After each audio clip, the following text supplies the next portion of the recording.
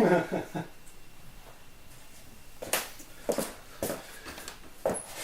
up, bro? What's going on? Well, nothing much. You want to do an episode of The Pitch for old time's sake? Sure, why not? I got my beer. I'm all set to go. Let's do it. It's been a long time, huh? I know, right? Almost as long as the Red Sox last win. I know. Although we're forgetting one person. Where the hell's Mitch? I don't know. It's his basement. True. Oh, there he is. What's up, Rusty? What's going on, buddy?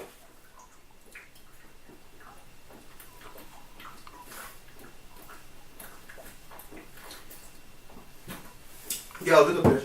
I can move mountains, I can work a miracle,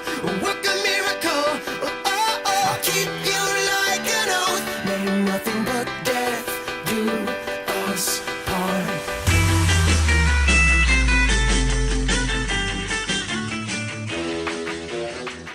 What's up, guys? It's 2015. We're back and we're ready to go. As always, I'm your host, John Fox, alongside here with Mike Pepsperoni. What's up? And Mitch Sabatelli. Now, diving into the NBA Finals, the Golden State Warriors beat the Cleveland Cavaliers 4-2. Now, Mitch, the key factors on how the Golden State Warriors were able to pull this off. Well, Let's hear them. I lost $70 in the series because I was picking Golden State. I think the key factors, obviously, I think the fact that Golden State is real good at small ball. They're really good at perimeter play. And the fact that, Cleveland only had really one legitimate championship caliber player, and that was LeBron James. Tristan Thompson made a name for himself in the playoffs, one of the best offensive rebounders in the game, if not the best. Yeah. Matthew Dellavedova, obviously he made a name for himself, but, he had one really good game and two decent games in the whole entire playoffs, and those were both in the championship. But there's always that kind of player, like Sasha Vujacic back when the Celtics played the Lakers, Leon Powe won the same thing. Yeah. And then next year, they'll be back to bench roles, if not even in the league. The only player that was, besides Tristan Thompson and LeBron James, there really wasn't any other players, maybe Mozgov as well, even championship caliber. And then, of course, J.R. Smith, who came off the bench. But a guy who comes off the bench who's only scoring in the first quarter anyways, just really didn't get enough done for the Cavaliers. And Golden State, Steph Curry wasn't really good until the end of the series. But Andre Iguodala's defensive play on LeBron James and his clutch shooting, and just Klay Thompson just continuously going through. And I think Steve Kerr's ability to coach on the fly, I think that's really what happened. I agree. It's just the Warriors, they're known for the small ball, but the thing is, Cleveland, for what they were supposed to do, if you're supposed to go attack their 6'6" center with all these guys, whatever, you have these bigs and Mozgov and Thompson that aren't doing that bad, and they're feeding off of James and everything. You should be pounding the middle, and you should be trying to get the free throw line. The thing is, when you're shooting under 60% for the series from the free throw line, and you're shooting like 20 less attempts than your opponent, and they're smaller than you, then that's not going to work. It's not going to be good because the problem is, like the Warriors shot under 30% from three, under 40% from the field, and you still can't beat them. Their bread and butter is shooting the three, hitting from the field, all their offense. When they couldn't do that. They go on a tear, but it's turnover city sometimes with the Warriors. The thing, and Cleveland even beat them in turnovers too, though. Like if you're giving the ball up, if you're getting out rebounded and you can't get to the stripe and finish when you're supposed to, then you're not going to win the series. Because if you're already missing these guys and you can't do those three things, even after you're out shooting them from the perimeter and from the field in general, then you're not going to win. You have to beat them in every certain perfect aspect if you're going to be missing guys like Kyrie and Kevin Love. But the thing is, not even Kevin Love. I think Kyrie. Who do you think, while we're still talking about that, who do you think was the second best player for Cleveland in the series? I'd say Tristan Thompson. I'd say Thompson because he was the biggest reason of why they kept getting these opportunities to get to the free throw line with all his offensive boards, and the biggest opportunity for them to keep getting second chances when they needed them most, and they still couldn't deliver. Yeah. The problem is, when you have LeBron James acting like a point guard, shooting guard, and small forward all in one, you're not going to have a good shot, because the problem is a guy like Kyrie Irving took a lot of pressure off of him. You lose all your playmaking pretty much, besides LeBron. LeBron is your focused playmaker, and if you have J.R. Smith as your next playmaker, you're in a world of hurt, because you have two young, undeveloped center power forward guys, and Thompson and Mozgov coming in, and that's not really a good thing to have. Yeah, I mean, yeah. it's good to have them there because those two guys, I feel like they should have gone to those guys more. They should have kept pounding it in. They became an isolation team, and they started to feed into Golden State's thing on, LeBron starting to pass the ball to other guys. He should have just been aggressive, found the bigs, and took it home. That's what should have happened more, and they should have kept getting to the line. But the problem is, even LeBron James at the end, if you shoot 58% from the series, from the free throw line, you're not going to win the series. Yeah, I don't think it really matters about who the second best player on Cleveland was. Well, the fact of the matter was it was the best team in the game versus the best player in the game. LeBron James single-handedly carried his team not only to the championship, but throughout the championship. What was he averaging He points-wise scored- in the 6 games? He scored over After they were 175 2-1, points in 6 games. After they were 2-1, he already had broke the record of most shots in the game. Dwayne Wade interviewed him right after that, which was really good television. He said, and then that It's championship Dwayne game, Wade's 5th finals appearance. yeah, that championship game when Dwayne Wade basically carried his team to the championship with Shaquille O'Neal. After that game of 3, he had already come within 10 shots of Dwayne Wade's total shots for that entire series. LeBron James basically, and when people say, okay, his field goal percentage was low, his free throw percentage was low, his shooting ability was low, he turned Matthew Dellavedova into an all-star type caliber player. But the reason why Tristan Thompson is so open for those offensive rebounds is because LeBron James is so good at isolation and so good at spacing the floor where you have to double cover him and leaving Tristan Thompson open. Now, Pep's made up a good point. The center for Golden State at the final game, Steve Kerr turned to Draymond Green, who's 6'6", as their center. Now, Cleveland, you would think that, okay, let's load up with Mozgov, let's load up with Thompson, let's load up with all these guys. The problem is, they're just too slow to stop that perimeter play. So David Blatt had to go to a smaller lineup. They had to go with Iman Shumpert. They had to go with J.R. Smith just to basically keep up with these guys. So they were basically playing into Golden State's game. They were feeding into Steve Kerr's game, and that's what inevitably screwed over the Cleveland Cavaliers because LeBron James can't, as good as he is, and I will say he's the best athlete of our generation. And in my opinion, if he won the series, he would have been easily number 2 of all time. You can't discredit the fact that he had one of the greatest championships of all time. But at this point, I put him at number 4 after Bill Russell, Will Chamberlain, and Michael Jordan. You can only do so much when all the other guys on the floor don't even ever really start when your whole entire healthy team is on the floor. Yeah. The fact that they won 2 games was pretty impressive in my opinion. At one point, they were in a huge struggle at the beginning of the season. Then they had that whole second half turnaround, and I think that's a win for that team. Considering they were missing Love and Irving to lose the series 4-2 against the top offense and the 67 win Warriors. They were like 19 and 20. I don't see how they don't win it next year or at least Irving's healthy. Put this into perspective. The starting lineup for the Cleveland Cavaliers to start the season was Deion Waiters, Kyrie Irving, LeBron James, Kevin Love, and Anderson Varejao. LeBron James is the only member remaining in that starting 5. They went 2-1 against the greatest team in the NBA, basically just because of LeBron James. So that basically shows you what kind of series he had, and that's why Dellavedova was open for shots. That's why he was able to create opportunities. That's why Mozgov had a 20-point game. That's why Tristan Thompson had so many offensive rebounds. It was just literally because of LeBron James. He does so much, and what one superstar, one ball hog, like you can talk about Allen Iverson. Allen Iverson is a ball hog. LeBron James has said it himself.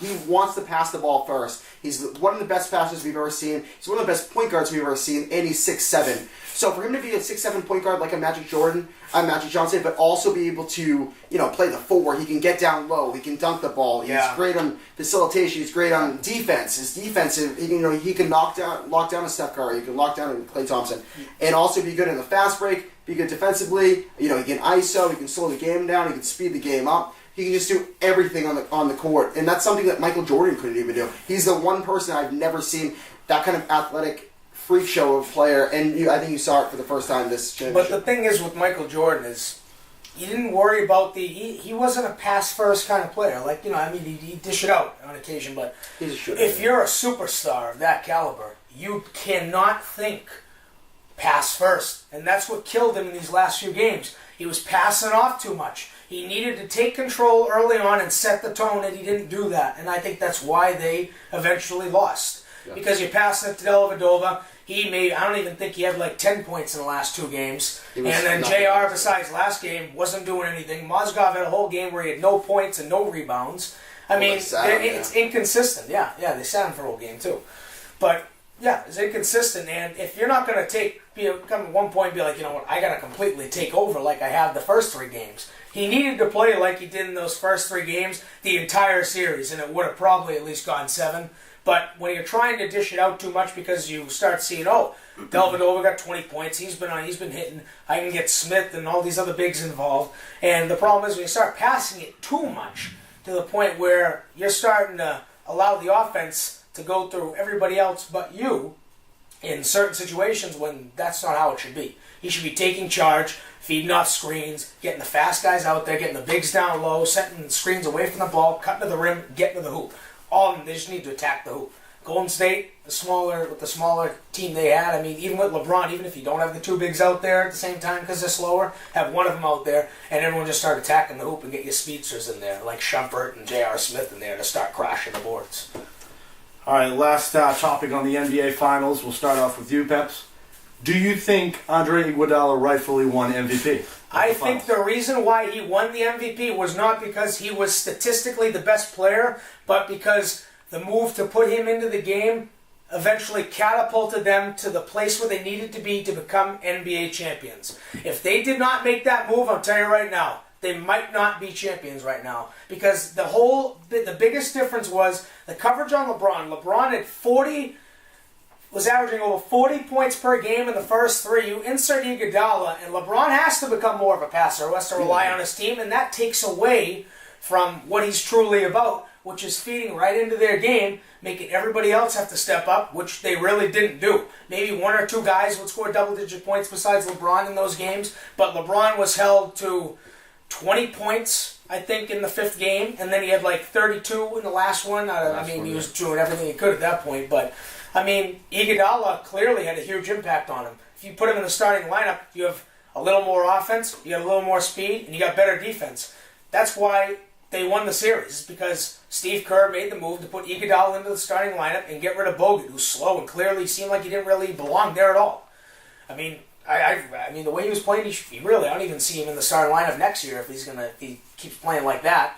But I mean, I just see Iguodala deserved MVP because he was the most valuable player to his team in a time where they needed him the most. Except for a free throw.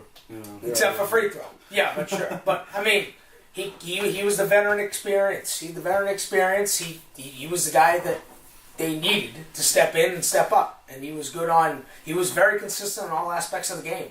So he really did deserve it. Statistically, maybe not the best, sure. But as a bench player coming off, you know what? He played well enough and played good enough defensively to deserve it. Because it's not just stats. Defense on the best athlete in the entire game, if not maybe the entire NBA history overall when he's done. I mean, that's tough to have to do. So, I mean, I give it to him. Because he played defense, he played offense, he played team ball, he hustled, he hit shots when it counted. He deserved that MVP. That insertion of him was the biggest reason and the main reason of why they won that championship. I don't think they win that championship if that does not happen. Because Bogut was not getting the job done.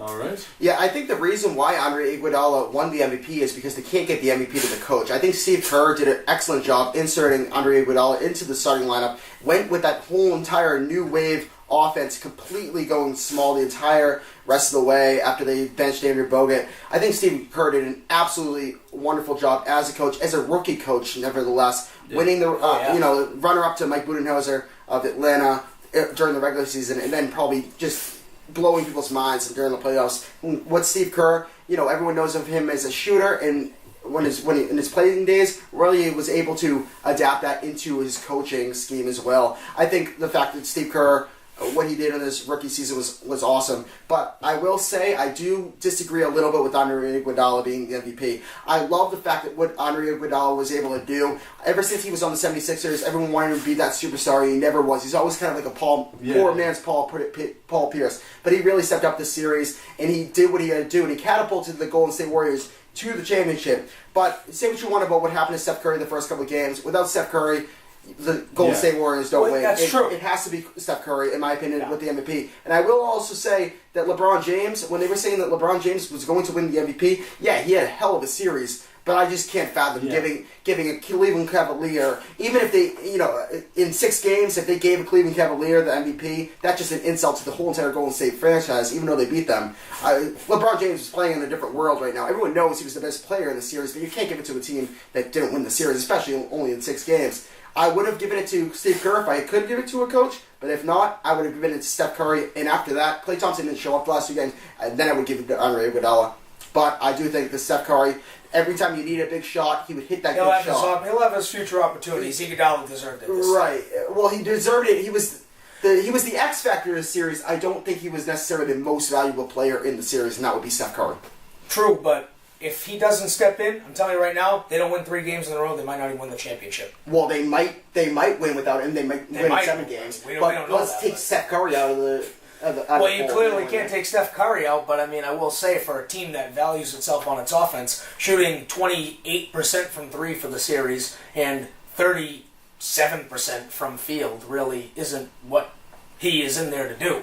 He's not in the... For Steph Curry, his expectations are up here, and he played under par. Iguodala's expectations are like here, he played up here. So therefore, it's most valuable player. We're not talking. We're putting them like a playing field. So you're giving a most improved award. Not a most. Well, no. Stepped up for his team when he needed it most. Sure. It was the most valuable for their pretty much winning every game that they won the series except the first one. When I see an MVP, I see somebody who needs the ball at the end of the game and will hit that big shot. The freaking Cleveland Cavaliers were literally fouling Andre Iguodala because they wanted him to take the shot. He was not clutch at the end. Stephen Curry, no matter what he was doing in the first half, was always hitting that big shot at the very end, and he was the most valuable. He's the face of the franchise. But here's the thing. What about in those 2 overtime games? I don't think it was Steph Curry stopping LeBron James when he drove his hoop and missed that layup. Andre Iguodala's defense It was Luke Walton's assistant coaching that got them to where they... Andre Iguodala saved the game. That moment when you realize Luke series. Walton has another ring. Well, let's just say they both deserve it. They both deserve it, yeah. But I think they see it as Iggy's in his 30s. They'll give it to him over Steph. Steph's going to have many times. And he already won it in the regular season. Yeah. All right, moving on to the Stanley Cup Finals. The Chicago Blackhawks win their 3rd championship in 5 years. They defeat the Tampa Bay Lightning 4-2. Who wants to tackle this one first? I'll take it. I think one of the most underrated coaches in the entire sporting world is Joe Quenneville. The guy has got them to, the last 5 years, he's won 3 championships. And I will also say the most underrated superstar in the game is Jonathan Toews. If I had to start a franchise right now, I might go and take Toews over Sidney Crosby just because of his durability, his leadership skills at such a young age, and his ability to stay on the ice and make everyone around him better. Patrick Kane's a great player. Duncan Keith had an unbelievable playoffs, and he deserved, the consummate there. But I will say, without Jonathan Toews, the Chicago Blackhawks team's heart and the whole entire way the Chicago Blackhawks play just wouldn't be the same. Tampa Bay was the more skilled team. They were the faster team. They were just not the smarter team. They weren't as good as coached. They weren't as coached well, and they just weren't as the same kind of experience that Chicago Blackhawks have. The triplets line of Andre Palat, Tyler Johnson, and Kucherov played their asses off, but Stamkos was non-existent until the very end of the series, and Chicago was just the more, they didn't crumble under pressure, and they were just completely defensively sound, and Duncan Keith's play. They'd be willing to go into at least 3 overtimes, maybe 4 overtimes. And Ben Bishop, as good as he was in the regular season, was horrible in the playoffs. He was really bad in this championship game. I think goaltending play of Corey Crawford was another big X factor as well. Yeah, it's true. I mean, the problem is it's kind of like the LeBron effect. I mean, with Stamkos. The thing is, like, when Stamkos, I even say this, like, when Stamkos gets going, that whole team gets going. Yeah. And he never really got a big step. Because of Taves' defense. Well, I mean, the thing with Chicago is they're balanced throughout. Their goaltending is pretty solid. Defense is ridiculous. And just their lines and their wings, just the center and everyone. They're awesome. I mean, Taves is 27 years old. And look at this guy's resume. Most guys are like 40 years old at the end of their career. They don't even have like half of what he has at 27. Yeah. He's got he has an Olympic gold medal. Mm-hmm. He's got 3 championships. He's got I think they're saying like an MVP somewhere in there too and everything. Yeah. But I mean, He's got a ridiculous resume. He's 27. Yeah. He's 5 years older than me. The most the most underrated superstar. That makes you feel terrible. The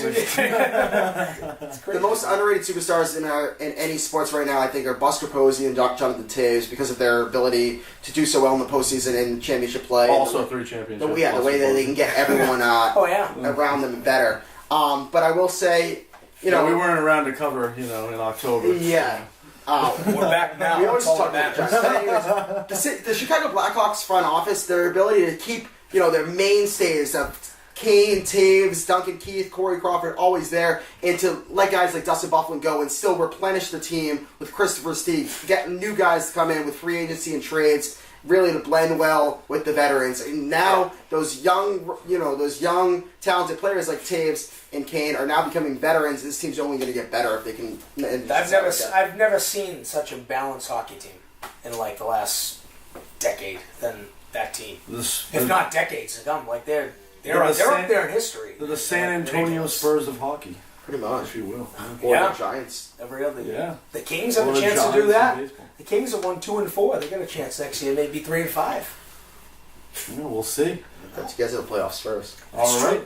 Now, before we end this episode of The Pitch, breaking the long hiatus, was there anything anybody would like to add here? I'll add something, and it's something that's really been bothering me recently. This is going to be Mitch's rant of the day, I think. Oh, okay, all right. Or what did we call that before? Mitch's pitch. Mitch's pitch, and we had Pep's talk. Mitch's pitch. I just graduated from Salem State, and I do a radio show every Thursday at 10 o'clock, 91.7 WMWM Salem with Bob LaBelle. Just plugging that real quick. I do want to mention real quick, like I said, Salem State, Tom Brady was at Salem State, and the day after the Ted Wells report came out on Tom Brady, the cheater that he is, they brought him into Salem State or whatever, and he discussed the whole thing. ESPN and CNN and all those big media outlets portrayed it as if Tom Brady was speaking on the issue and just declined to talk about the issue. That scheduled thing was scheduled for the last 2 years, and today I saw a report saying, Tom Brady was fined $137,000 for his comments at the Salem State University thing. I was there firsthand, and those media people don't know. All the media outlets that came in there, they were there for 20 minutes, and they were told to leave after that 20 minutes is over. So they only were able to gather that information in the first 20 minutes. Once he was gone, then they were able to bash the media, and then Tom Brady was there to supposed to be motivating, young, aspiring people that are graduating. He was supposed to be telling people, how to be successcable, not to be defending himself of why he was cheating. That was incredibly in bad taste. And then today they're saying how, he declined to comment or whatever. I just want to make a little point here. Like, even if, okay, he was guilty of, all said deflating and stuff like that. Did you see the thing that they fined him like a ridiculous amount of money, like $1 million, and then I think the team got fined $1 million, right? The team's getting fined $1 million, and I'm pretty sure the NFL protocol was only in the low thousands, so it's a little weird. The thing was with Roger Goodell is because he's friends with the Crafts or whatever. He's crashing and burning himself. If he does too much, then people are like, oh, he's trying to overcompensate for being friends with the Patriots. But if he does too little, then it's like, oh, well, he's friends with the Patriots, so he has to do too little. Yeah, well, so he finds stuff that whole private investigator thing, it could have been like the private investigator, was giving stuff to information Goodell or whatever, and he could have been hiring other people. Yeah, it's not like Roger. There's so many things that Goodell could have done behind the scenes to make this all even worse, and he's just digging his own grave at this point. If he's going to hear this whole appeal and he's going to bring it to the court, he's going to be excommunicated from the football world. Roger Goodell never had video of the Ray Rice elevator thing. We only all saw it on camera. Yeah. Perhaps you have any quick rant you want to do or no? You good? I just with the Patriots thing, it's just if you're going to take it this far, they're just and it's to a point in time where it's just ridiculous. Even the New York Times was someone was writing a thing on, this is just ridiculous how far this has gone, this is unnecessary. And for a New York Times to say that, come on, it's a little much. I feel like Goodell should just be exiled out of the commissioner spot. They should just kick him out. He shouldn't be there anymore if he's going to do that. I say it's congratulations to the Warriors and congratulations to the Blackhawks, pretty much. Peps for commissioner. Free Tom Brady. Hell yeah. That's all. We get the rants going on. We got Mitch's pitch. We got Pep's talk. We also have the Fox score, and the only thing Fox score. The only thing I'll say about that today is the Red Sox suck. See you next week. See you.